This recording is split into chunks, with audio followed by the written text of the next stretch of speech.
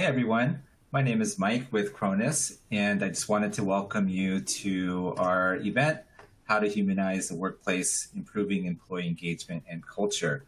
I am super excited to have you all join us today along with our presenters, Lydia and Dr. Laura Boyles. But before we get to some introductions, I wanted to cover some general housekeeping items here. So this presentation is being recorded, and you will receive a link to the recording and slides about 24 hours after the event. This webinar is also approved for one SHRM recertification credit hour. That code will also be sent to you in the follow-up email, so look out for that. And we will also have a Q&A at the end, time allowing, so please prepare any questions that you have for our presenters, and we will get to as many as we can. If you're unfamiliar with the webinar platform, here's just some quick tips to familiarize yourself. This platform is fully customizable, so you could drag things around, resize items to make sure that to just fit your screen. There's a couple of engagement tools that you have available. So we welcome you to communicate with the audience, share thoughts, questions that you might have with your fellow attendees.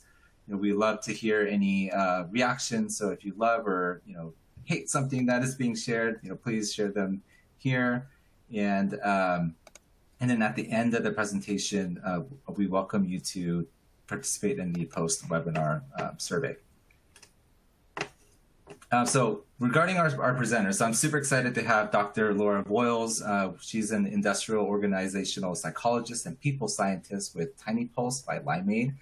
Dr. Boyles has helped companies of all sizes, from local businesses to global Fortune 500 companies, with research to help them better understand their workforce. Her work has been featured in publications such as the New York Times, CNN, Business.com, and Allies in Action. We also have Lydia Frank. She's the VP of Marketing at Cronus. Lydia uses the art and science of strategic storytelling to showcase the incredible power of mentorship. She is also a strong advocate for creating more accessible paths to power for women, people of color, and other historically marginalized groups in the labor market. Lydia's work has been featured in various publications, including the Harvard Business Review, Money, Fortune, and TechCrunch. So with that, I will go ahead and hand this off to Dr. Boyles. Hi, everyone. It's great to have you here today. As Mike said, I'm Dr. Laura Boyles, and I work for TINYpulse, which is a company by Limeade. At TINYpulse, we provide solutions for HR and business leaders so that they can better face challenges that organizations have today. We specifically offer validated surveys as well as the platform to administer it, data analysis and custom consulting, for example. We also offer one-on-one meeting facilitation surveys, 360 feedback, suggestion boxes, and wall of wins, as well as the opportunity to give recognition to employees through the platform. It's great to have you, and I would love to encourage you to drop a hello into the attendee chat. I will be watching the chat too and ask for you to kind of put in your 2 cents in that chat. And I'm Lydia Frank. I'm VP of Marketing at Cronus, as Mike mentioned. So Cronus is a mentoring software platform. We really think about all the ways in which you can use human connection, human relationships within the workplace to ready your workforce for the challenges they're going to face both today and in the future. I would call out a few things about Cronus in particular. We definitely have the most flexible platform on the market. It's very scalable across a large organization or across different use cases. We very much emphasize being measurable. So do you know if your mentoring programs or other kind of connection programs are effective? And we've focused a lot on diversity, equity, inclusion in terms of how do you think about those things as you're launching and managing programs like these. So starting off, we just wanted to jump in and really talk about what does the workplace look like right now. There's been a lot of shifting over the last couple of years. Laura, you want to start us off? Yeah, I'd be happy to. So, just to give you a better understanding of the current landscape, in April of 2022, 2.9% of American workers quit their job, which is extremely high, and that was reported by Gallup. And then we also have found that engagement has really fallen. So, a research study by Deloitte found that 34% of workers were engaged at work, which is actually pretty low. And then they also found that 16% were actively disengaged. In my own research at TINYpulse, I found that 65% of employees that we surveyed felt that they were not getting enough recognition at work. The other thing we're seeing is that, 84% of millennials say that development and training is critical in considering a new job. But they're also saying that or only half of them are saying that employers are actually helping them improve their skills currently. The other big factor here we think a lot about as we're thinking about relationships and connectivity and humanity in the workplace is that 40% of people say they feel isolated.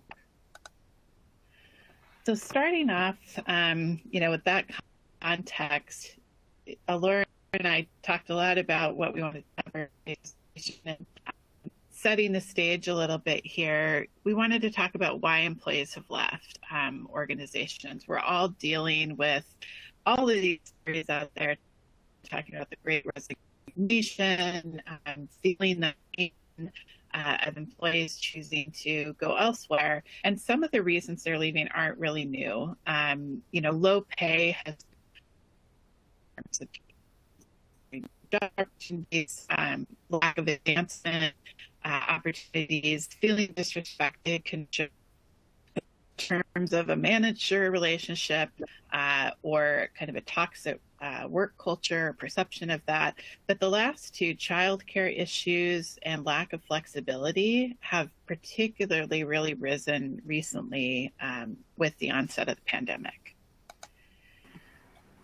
And we've also found that there's a new dynamic that's been introduced, given, from the pandemic. Before, some people worked hybrid and some people worked remote, but a lot of people were in person. But that's changed now.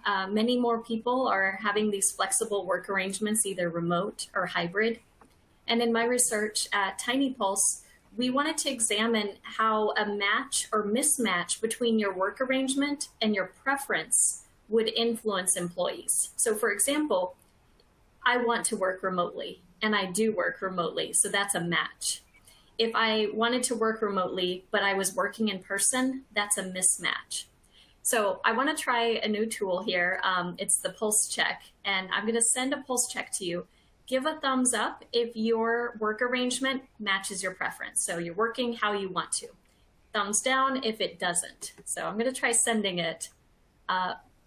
Give a thumbs up or a thumbs down, and I'll check it out. But while I wait for the responses, if they come in, what we found was that mismatched employees, so employees who did not have the work arrangement that they wanted, were 12.9% more likely to say that they plan to quit in the next 3 months.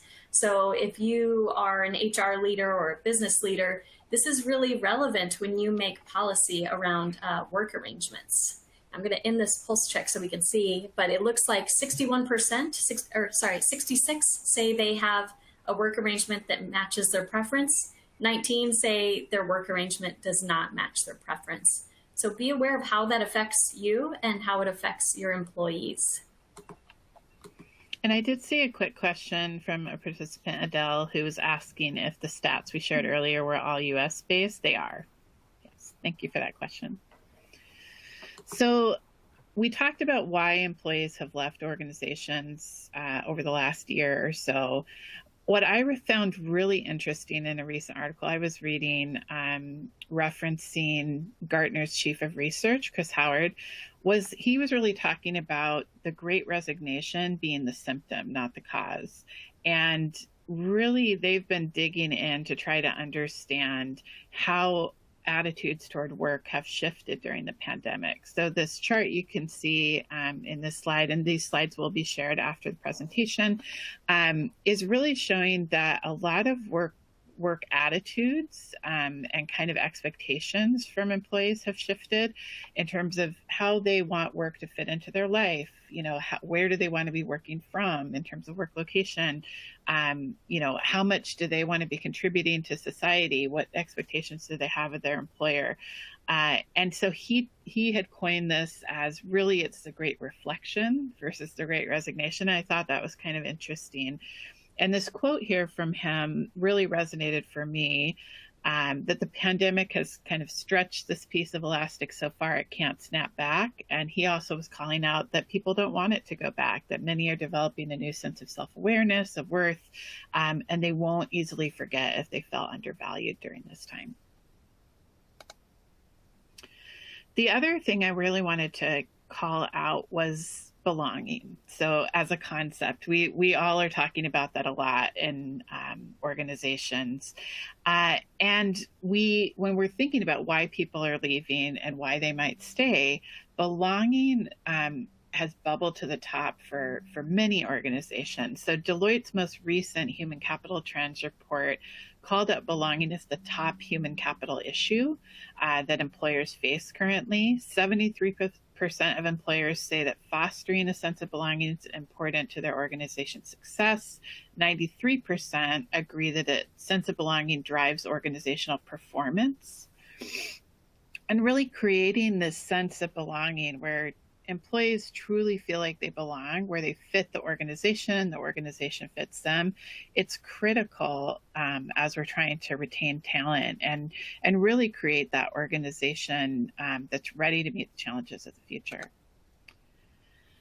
But belonging in and of itself can be a pretty vague concept. So I did want to double click a bit on what does that mean? What do we mean by belonging? And I really liked this framework from Deloitte in terms of these three attributes that make up belonging: comfort, connection, and contribution. And they couch this in statements from the employee's perspective. Okay, what does comfort mean? Comfort is I'm valued for who I am, my background, my beliefs. I can bring my authentic self to work. Connection being I'm part of something larger than myself. I provide support and am supported by my workplace community. And contribution, I'm adding value, bringing unique skills and strengths to meaningfully contribute to a shared purpose and goals. And I think really, really thinking about how do those show up in your strategies for creating that sense of belonging? How would your employees kind of respond if they were asked questions about, you know, whether they feel valued for who they are, whether they feel part of something larger than themselves, do they feel supported by their workplace community, do they have an opportunity to give back? All of these different factors are going to be really important to understand.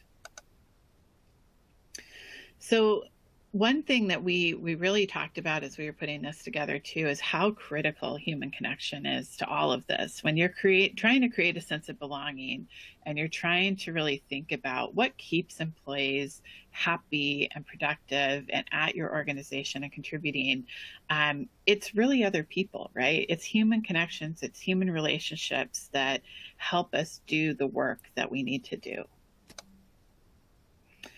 And the other thing, you know, that I was looking at was Brené Brown, who doesn't tend to be kind of someone that's talking about work per se. She talks a lot about the sense of belonging too, as this innate human need that it you know, it's so critical to kind of just feeling a sense of you know, having your space in the world and understanding how you fit in.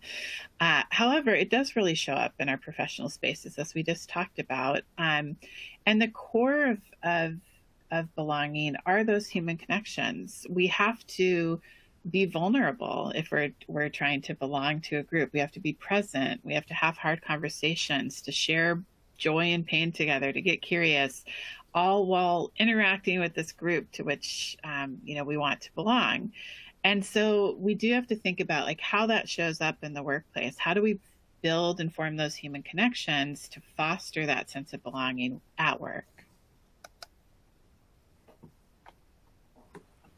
And so when we're looking at human connection, there are different components that are important for the workplace. So feeling seen, heard, and valued are what we're really focusing on today. So we want to make sure that employees feel this support and that, for example, they can be their whole self at work and they can give and receive without judgment, that they have that support from their manager and their organization, and that they're really getting meaning and strength in the organization. So I have some data now to support everything that Lydia's been building up to at this time. And basically, the punchline is that disconnected workers are at an elevated risk of quitting. So this is something that a lot of organizations are rightfully focusing on, is that connection and the belongingness. In this research study, what we did was we surveyed employees, and we asked about what level of social connection they currently have versus the level of social connection that they want. And what we found was that those who were not satisfied, who didn't have as much social connection as they wanted, if they were not satisfied, they were saying they were more likely to quit in the next 3 months and less likely to stay. So this is something that's a really powerful driver. And just to show you a little bit more detail, we looked at these drivers of the social connection in the organization and also overall what's happening. So on the left-hand side, we found that employee recognition programs are really key for employees feeling this social connection to their organization. So for example, giving your employees cheers, announcing in town halls accomplishments by your employees, or sending them a nice individual note, all of those things can really mean a lot. Employee wellness programs are also important. It shows that your organization cares. And then also supervisor support. Those were our top three. And then I just want to show you this trend that gives us a snapshot into the workforce today. We found that there was a gap between desired connection and experienced connection, which means that on the whole, when you look across the average of employees, employees are not getting as much connection at work as they would hope. I wish we had data for before the pandemic, because I think it could be different. But I know that currently at this time, it could be remote work, it could be a lot of factors. Employees feel that that connection is falling short for them.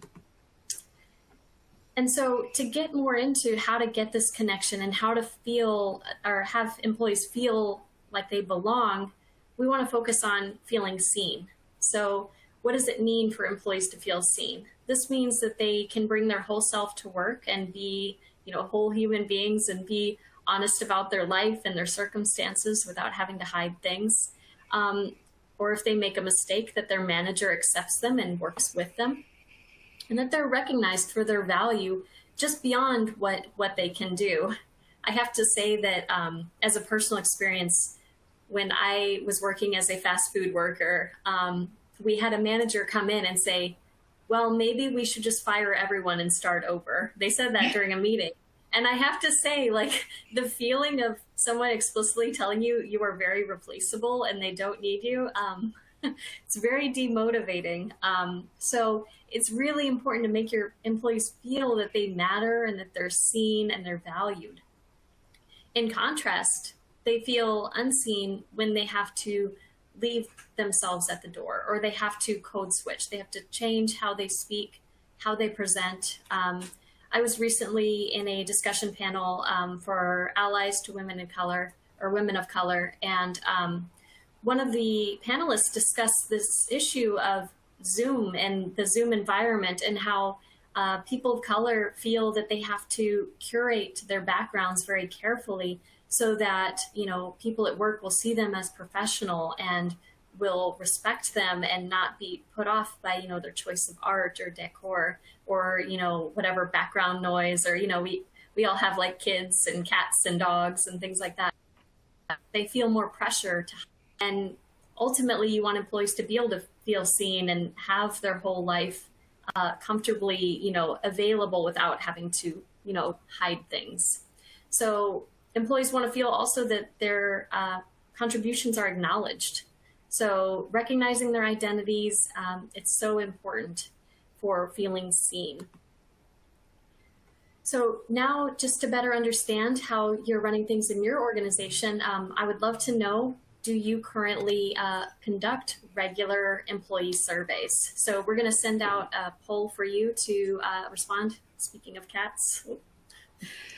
So go ahead and indicate, do you currently conduct regular surveys? Yes, no, or no, but you'd like to start. And I'll give you a few minutes just to respond to the poll. And while we're waiting for those responses to roll in, I would love to see, drop in the chat, what has been something that your employer has done to make you feel seen? So I check out the chat all the time. Okay, good. I don't have to hide my cat. Okay, sometimes I like push his tail down so nobody can see because he walks on my desk. But yeah, I would love to see, what's made you feel seen in your company. And we'll give you, there's the poll. Okay, so to answer the question, do you currently conduct regular employee surveys? We found that 65.5% said yes, they do, which is awesome. It's great to be able to get that feedback. And we'll talk about the benefits of surveys a little bit further in the presentation. For the 17.3% who say no, I'll make a strong argument for why you should later on. And then for those who say no, but you'd like to start, I'd love to help you, and I'd love to share some tips in this presentation to help get you started. Thanks for participating in the poll. Okay, so I'll switch it over to Lydia. Yeah, so, we're talking about this framework of feeling seen, heard, and valued. We also wanted to give you some practical to-dos, advice on how you can put this into practice in your own organization. So for feeling seen, allowing employees to bring their whole self to work can feel a little vague, but we had some particular suggestions, really inviting employees to speak about their life outside of work. I think that's become even more important during the pandemic when it's very hard to separate, especially when so many of us have been working from home. Meeting struggling employees with support and acceptance, really thinking about how an employer can show up in that time of need and show that they see that particular employee and their value that they bring to the organization, and are going to help see them through maybe a rough moment so that we can get to a point where they're able to kind of come back fully and contribute fully. Providing specific recognition. So recognition is great, but really vague recognition doesn't land. So how can you be specific in your recognition and encourage your managers to be specific in their recognition? Also finding out how people like to be recognized. So it's not the same for everyone. A handwritten note might go so much further for one person versus somebody that if you gave them a gift card, that is going to land better, kind of what's their love language if you want to think about it in those terms. Additionally, encouraging leaders to really truly see their employees, supporting kind of a culture of gathering feedback across levels. How are employees encouraged to give feedback about their managers, to their managers, about the organization, and also making sure that managers are not given free rein, right, fully. You do want to intervene on an employee's behalf if managers are making that employee feel unseen. And are there opportunities for employees to bring that up beyond that direct chain of management? So we've talked about how to help employees feel seen in the organization. The next part is feeling heard. So feeling heard means that employees feel that they are listened to when they express concerns, or that their ideas are given consideration, and that they can participate in a meaningful conversation and exchange. The other piece of that is also seeing action or follow through post feedback. So the research study that I based this on looked at bank employees and found that these were kind of the threshold for feeling heard. But employees, in contrast, would feel unheard when those conversations were either shut down, or it's possible they could have a completely good conversation where they felt heard, but then if there's no follow through or insufficient follow through, then they again will switch to feeling unheard because it's like, okay, yeah, I listened to you, but nothing changed. So it's really important that if there's a follow through requirement that you definitely make good on that, or you at least explain why you're unable to. I also related this to some consulting that I did with some credit union employees. And we had actually a kind of similar finding where a lot of the frontline workers felt that they were not heard, especially during the pandemic, because there were a lot of policies made around COVID and safety and, you know, what you could take sick days for. And the employees felt that they were never asked, or if they were asked, that their suggestions were not implemented. And it's just so important to make sure that your employees feel heard. Employees who feel heard are 4.6 times more likely to do their best work. So it's better for you, and it also makes employees feel happy to be able to give their 2 cents.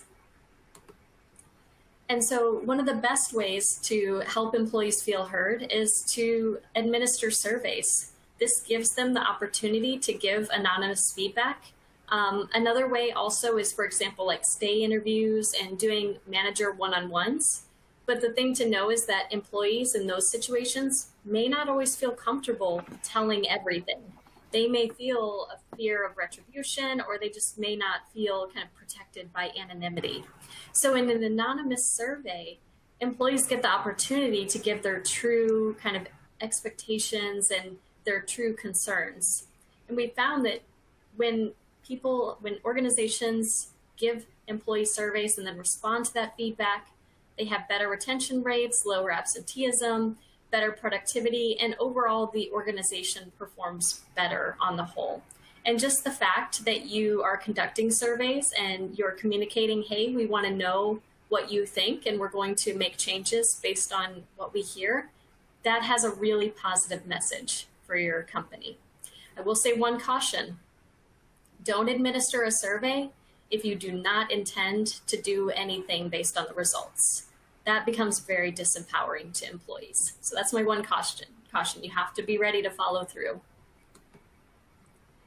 And then we found, basically, to show you how important surveys are, that there are some really key differences in terms of what employees think should be prioritized in their organization versus what HR is prioritizing.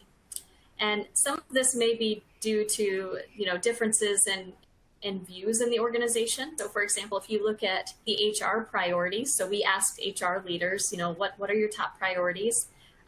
They tended to select out of a very long list things that involve keeping the lights on in human resources. So talent acquisition, onboarding, performance management, and productivity. Just like, let's keep the lights on, let's keep things moving, let's keep people coming in, and let's keep them. For what employees want in HR priorities, as Lydia mentioned really early on in this presentation, employees are looking for more. And when they aren't getting more, that's when turnover can happen.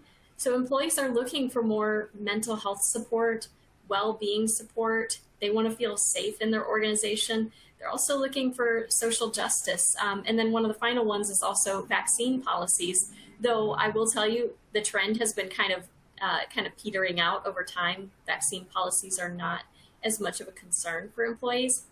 But this is just a snapshot of differences between HR and employees. And just as we did with we just wanted to give you some practical takeaways on how you help employees feel heard. So as Laura was just talking specifically about ways to gather feedback through surveys, but it is important to create those safe ways to share feedback and across multiple methods. Surveys are great in a baseline point. But Alora had also mentioned state interviews.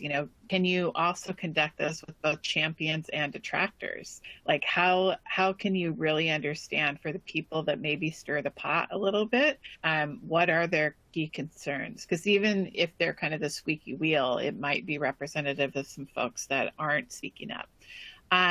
Training mentors, if you have a mentoring program within your organization, to seek out feedback from mentees that can make the org better, and maybe sharing that, from their perspective. Ensuring employees have access to employee resource groups or affinity groups, providing that space where they're able to connect with other folks that share their elements of their identity, can be a way to really foster that sense of having the space to share, their feedback. Also ensuring employees are not just represented at every level of the organization. So much emphasis when we're talking about diversity, equity, and inclusion initiatives have been about representation. How do we recruit more underrepresented folks, and do we ensure that they're at different levels within the organization? But so much of the feedback I've heard recently has been representation doesn't matter without a true voice and without true impact. So how can we ensure not only that there's representation across the organization and at different levels, but those underrepresented voices are actively asked to participate in critical decisions? Also showing your work. So if you're doing things to really lean into ensuring that employees feel heard, ensuring that employees feel seen, that they feel valued, how do you report that back to employees? How do you show them that their feedback was put into action? And so now we'll turn to feeling valued. How do you make your employees feel valued? You can do this by showing them that you acknowledge contributions. So saying, hey, you did a really great job on this project, and you state what project it was, and then specifically what they did great with on that project. You can also ask what type of acknowledgement they want. So as Lydia mentioned earlier, it's kind of like love languages. We're all familiar with like the acts of service, words of affirmation, and things like that. Probably not physical touch in the workplace. Probably not that one, but leave that one out. Yeah, leave that one out. But the others, like we have different love languages. Some employees may want a gift card. Some employees may want that recognition, or some employees may want to, for example, have a few hours off. You have to kind of see what your organization can offer and what the employees want. Also giving that opportunity for growth and advancement. I know personally, like at Limeade, there's really a lot of investment put into employees, and it feels good when my manager asks me, what are your career goals? How can we work on, developing the skills you want to grow? And that helps me feel valued. And it's so important for organizations to invest in their employees in that way. And then finally, they need to be, this is at the bare minimum, receiving adequate monetary and non-monetary benefits. Employees, probably no matter what you do, will not feel valued if you are not paying them adequately. They just won't be able to feel that the organization cares for them. So I'd love if you want to drop into the chat, how you make employees feel valued who work with you, your coworkers or your direct reports. Drop that in the chat. But in contrast, employees can feel really unvalued when their contributions go unrecognized. So if they, for example, have done a lot of work on a project and no one acknowledges it, and it's just kind of passed along, or someone takes their credit for their work. They also can feel recognized if it's unrecognized, if it's a way that doesn't resonate. So for example, employees can be given a pizza party, but really they want to be publicly recognized, or they want an award. That will make them feel unrecognized if it's not compatible. And then also if they don't feel that there's a way they can develop and grow in that organization. And then finally, the most obvious one, if their pay and benefits aren't competitive, they're not going to feel as valued. And I just want to show you on this next slide the power of employees feeling valued. So in this study, the American Psychological Association asked employees about how they felt valued or did not feel valued. And for those employees who did feel valued, They are the light blue lines here. You can see that they scored much higher in percentage in terms of how many of them felt satisfied with their job, how many of them participated in training and development, how many of them felt they had career advancement opportunities, and that they were treated overall well by their organization. Those who did not feel valued are the gray bars. And you can just see there's such a difference in terms of how satisfied and how supported they feel in their career growth. Now I'm going to turn it over to Lydia so that she can tell you about how to put this into practice. Absolutely. And, I'm going to skip the pay piece just because this isn't what this particular webinar is about, but going beyond pay and benefits, assuming you're putting effort into making that competitive, what else can you do? Speaking to the things that Alora just pointed out in terms of what does help in terms of employees feeling that level of value. One would be making sure you're really leaning in and providing those opportunities to grow their career and their skills and their network. So I'll definitely make a plug for mentoring. We're a mentoring software company, so we definitely believe in the power of mentoring to do all of those things, really. Training, career paths is another one. Is the career path for that particular role and that person clear within the organization? Has it been mapped out? Did they understand how to get to that next level? The other thing I'd call out, just in terms of when you're thinking about this through a DEI lens, especially, is inviting people to participate in these opportunities, because not everyone will raise their hand. Not everyone feels comfortable raising their hand. So how can you make sure that not just the people that would already organically participate in something like mentoring or other opportunities for growth also have a chance to have these benefits? Really also examining equity within your advancement practices within the organization. Who is advancing to the next level? What kind of support and investment are they getting in terms of time and attention from leaders, in terms of choice work assignments that really showcase their leadership? And then the other thing I'd really make a kind of plant my flag and make a call for is formalizing mentoring and network building. The issue potentially, especially for underrepresented groups, is that organic mentoring doesn't always benefit underrepresented workers. So there are human biases at play here potentially in terms of who gets chosen to get mentored and who do people choose as their mentor, all of those things, as well as somebody just feeling comfortable to raise their hand and ask for these opportunities. So that is really something to think about. If you're especially trying to invest these advancement opportunities in your underrepresented workers, how do you make sure that they can fully participate?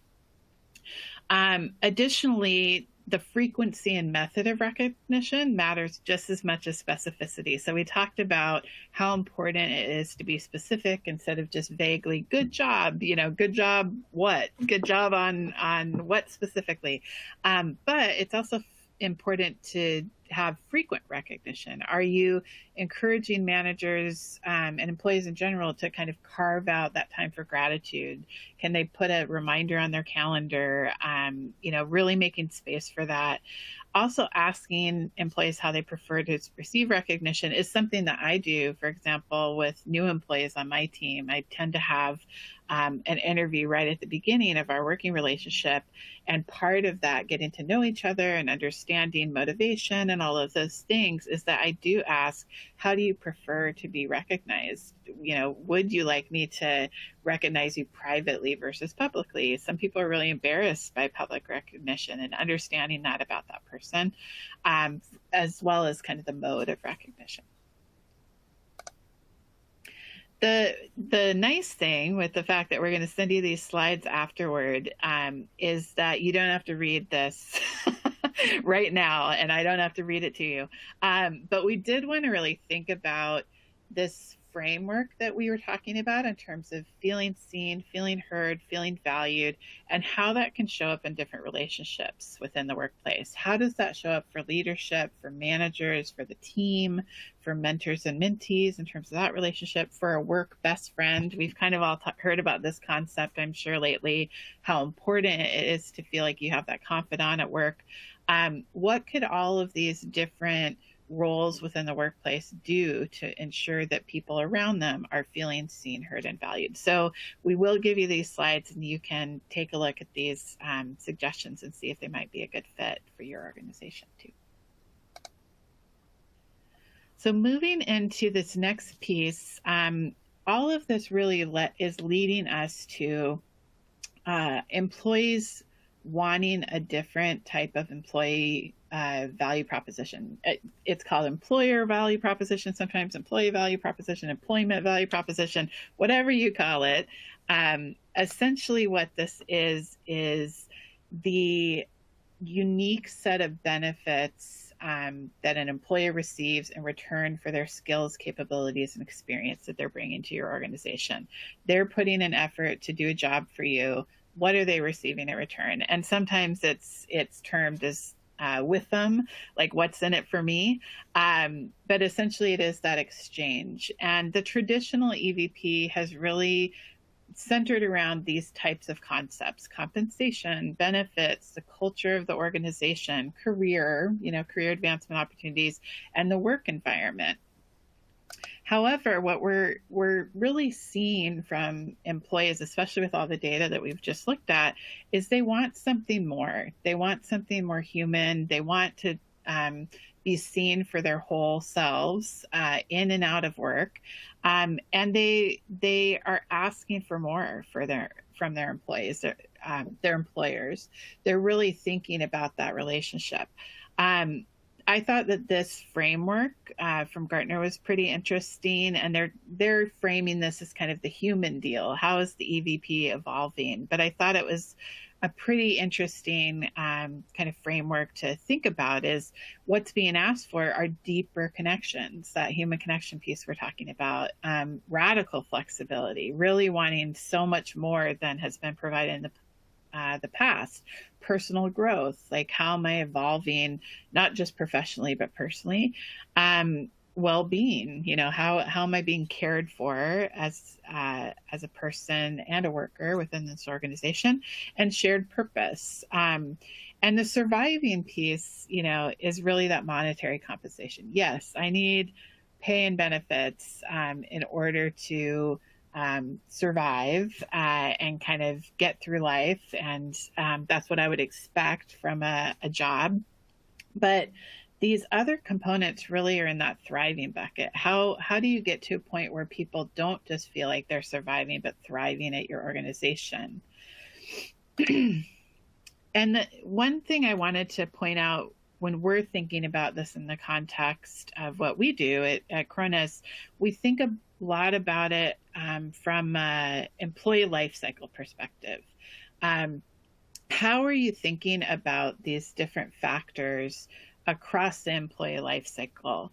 And all of these things are really necessary. That sense of belonging, inclusion, development, support, feeling seen, heard, and valued. All of those things are important, whether you're a brand new employee, whether you've been there for a while, whether you're looking to move into management or you're not, you're looking to, be an individual contributor that's a subject matter expert, if you're potentially going to be a leader in the company in the future.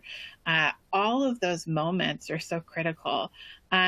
And one thing I'd call out as kind of just a use case is when we think about, for example, underrepresented workers.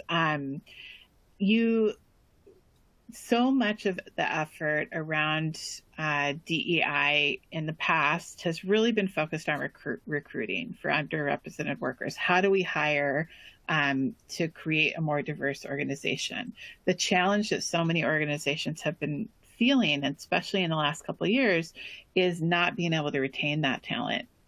And so really it's so critical to think about, whatever group or population it is that you're really focused on, where you're seeing potentially pain around retention or pain around engagement, thinking about it from their perspective in terms of, when I first enter the organization, what would make me feel seen, heard, and valued? What would make me feel connected? Is so critical. And so much of it is about that human connection. How do we make somebody feel connected to other people, connected to their team, their manager, a mentor potentially, and really feeling like they have that support throughout. The other piece I just call out is, we think about this, even though we call ourselves a mentoring platform, I also very much think of Cronus as a human connection platform. So we do things beyond mentoring. We do buddy programs where we're thinking about onboarding. How do we make employees feel welcome right away? We think about how people are growing their networks over time. How are we connecting people to peers and not just kind of more senior leaders? It's also, one thing I really think about is, for more senior workers within your organization, are you opening up and providing opportunities for them to give back? It starts to feel later in your career about legacy. What am I leaving behind, and how am I reinvesting in the future generations of workers? And are you opening up opportunities for those workers to do that? So this is just kind of one framework to think about when you're really thinking about the opportunities you have at different stages within the employee life cycle. What could those programs look like? What could those opportunities for human connection look like? And as we're talking about mentoring and human connection and other programs like that, I would love to get a sense of how many folks in the audience have a formal mentoring program right now at your organization. So we'll leave a moment for people to fill out this survey quickly, and we'll share those results. Whether you do currently have one, you don't have one, or you'd like to start one, we'd love to get a sense of that. And we'll wait here while we're getting results back. And while we wait for the results, Lydia, I saw a question in the chat for you. You mentioned this introductory survey that you do with employees. And one of the attendees was wanting to know some more details about that. Could you share while we wait? Oh, absolutely. Actually, I went through a training at one point led by a woman named Kirsty Hall, and she calls it a strengths and trust interview. But it really was, she provided this framework of questions. One of them was about how do you prefer to receive recognition, but it was also things like, why did you choose this organization over other organizations? You can even have these types of interviews with current employees. Hey, you could work anywhere. Why do you choose to stay here? And having those regular check-ins and checkpoints with employees, I think, is so critical, because it can be easy in the day-to-day to not check in and to not see how people are doing. And she would even have questions like, how's the trust between us right now? Is there anything we could do better to improve that? Is there anything I could do better? And it was really about specifically asking for feedback. Just like we were saying, recognition is important to be specific, so is feedback. All right, we think we have, the results here. Okay, so it looks like almost half don't currently have a mentoring program. About a third would like to start one, and about 25% or so do have a mentoring program. It is one thing that I would say, if you're thinking about human connection and ways to leverage relationships within the organization, I think mentoring so often has been left to happen organically. And what we really do know about that is it can fall flat, if it's not being monitored and measured and actively managed. And not everybody feels like they can participate or is asked to participate proactively. So it's just something to think about, especially as you're really thinking about how to cultivate that sense of belonging within your organization. All right, so we wanted to leave you with some key takeaways, and then we definitely want to get to a few questions if we can. So we can kind of run through this. I'll start with, we talked about the sense of belonging. I think centering your employee experience strategy really around those key elements of belonging. We talked about comfort, connection, contribution, and thinking about what exists today and what could exist. How do you get that to that state potentially? The second key takeaway is to remember to support the needs of your underrepresented employees. So a lot of times, when you administer a survey, many people will only look at the general results, but you may miss, for example, what your new employees need, or women in your organization, or people of color. And something really great that TINYpulse does is it actually breaks it down by attributes. So you can look at, for example, how women feel about a certain topic compared to men in your organization. And that's really powerful to see if you need to give more attention for one group.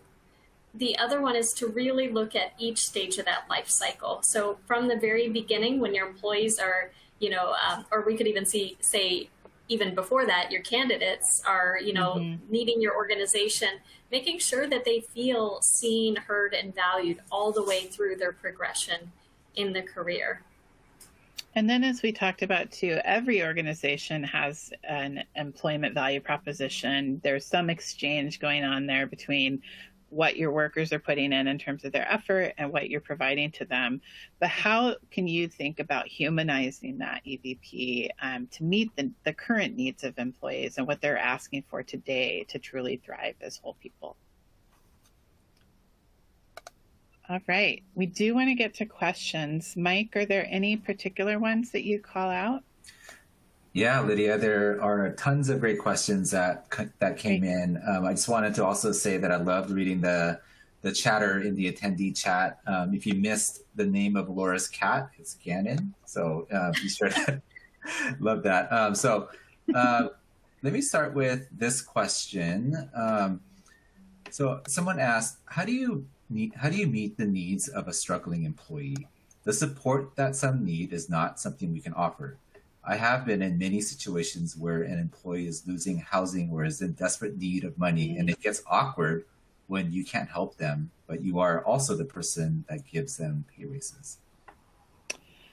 Yeah, I mean, that's a tough one. There's certainly limits to what you can do as an organization, but I think it's thinking beyond, their immediate need might be a housing situation, but that's also stressful, right? And so are there ways that you can at least point out to them what benefits are available to them beyond the monetary? There might be mental wellness benefits that you have. There might be, there's even, I know, I think Cronus, we have a benefit that's specifically around stress, in terms of being able to follow up with some particular resources on that. And it might not be exactly what they're asking for, but, it's kind of thinking about the whole person in terms of how they're dealing with a particular issue in their lives and what can be provided within a reasonable time frame. Sometimes it's a leave, depending on what the situation is. They need a break. And that has become more common over the last couple of years with people feeling burnout and having to switch their mode of work very suddenly. It is important to think about, what are the ways in which you can offer some support. And you're not probably always going to be able to do everything. I don't know if Laura. Yeah, I'd love to chime in a little bit. There are also a lot of times I encourage organizations to have these programs, but employee assistant programs are so critical and also sharing with employees who are struggling. So a lot of employees don't know, for example, that those types of programs offer, free counseling, they offer free legal advice, they can help you find daycares. So I think being aware yourself as a manager of what is included with the EAP, so employee assistance programs, I think also just listening to the employee and supporting as much as you can. But yeah, as Lydia said, there's only so much you can do. And I think the question asker knows that too. But yeah, just supporting the employee in every way possible. And I would say asking about those resources and then sharing with the employee. I also quickly would say a lot of the conversations we had about what how mentoring relationships needed to shift during the pandemic were about how do we lean more into empathy. So sometimes what somebody needs too is just an opportunity to share what's going on. And I think so often mentoring has been seen as purely professional, purely career focused. But I think, as we all know, it's impossible to compartmentalize your life, right? So if you're have some type of mentoring relationship or a confidant in some way, being able to not compartmentalize and share, hey, I'm struggling with this at work because this is going on at home. It's just having that safe space to share the full context is so critical too. So it's kind of like, how do you offer those relationship opportunities as well? Great, thank you. We had a couple of questions around this. So Laura, this one's for you. I work at a small company that doesn't trust the surveys are actually anonymous, or they think we can figure out who said what. Any tips on building trust? Yeah, that can be a tough one, especially, I mean, depending on how small your company is. If it's, like 20 or fewer people, that can be a tough one. I would say that you can do a few different things. One, it's good to have a third party company come in and administer the surveys so that employees know their data is not being handled directly by people who work in their own company. The other thing I would say is just to really communicate clearly around it, and also demonstrate for employees the inability to find the information. So for example, if I were a company administering TINYpulse and employees were worried about trust, I would simply, if I was an HR leader, I would say, hey, here's the TINYpulse platform. When people respond to the survey, this is what I see. This is all I see. And I would kind of click through and show them what it looks like on my end. And then I would also say, if you're worried about that anonymity, just be really clear in your responses that you don't, include anything identifying.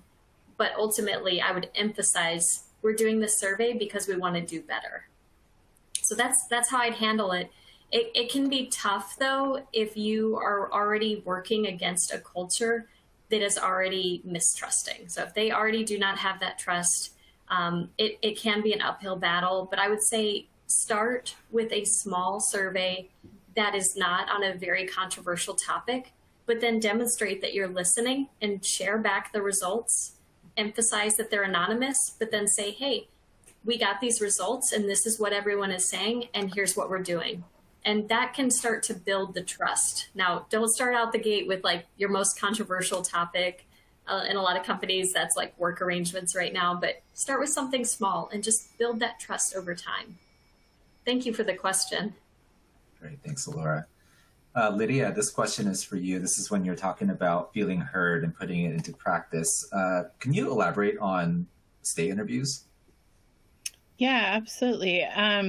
Actually, our HR leader is doing these regularly right now within Cronus. And it's really the idea of organizations often will do exit interviews, right? When somebody quits, they'll sit down with them and say, hey, help us understand what led you to this decision. The idea of a stay interview is let's do those before somebody quits. Let's make sure that we understand an employee's feedback, what's going well, what's not going well, how could they be better supported, all of those things right now while they're still with us so that we potentially can respond. Because it's great to get that information when people are on the way out so you can potentially pivot for employees who are still there. It's even better if you avoid that turnover. Awesome. I think we have time for one last question. I'm curious about how any of the approaches you shared today would be augmented for high potential employees or employees in critical roles. That's a fantastic question. Yeah, go ahead. Do you want to jump in, Laura? my first thought was, you can look at how these employees respond on surveys. So you could actually compare, your high potential group to the rest of employees and see what their needs are that are different. I think the other thing is also having managers really foster those conversations with those high potential employees and making sure that they are really developing their career goals with that employee. And I think that's where I'm going to tap Lydia into this, because mentoring is the next big piece. Yeah, I was going to say, we absolutely have a lot of organizations that we work with that do mentoring specifically around high potential employees. So a lot of use cases for that. And I would say that does tend to be something where they do want to be really intentional and structured with who's invited to that program, and is there any bias in the criteria for getting into that program, that kind of thing, as well as how do you ensure that the mentors they're being connected with that can help kind of groom them for future leadership are the right mentors, and also that you're training those mentors to do the best job possible. Because if those are your high potentials who are future leaders of the organization, you want them to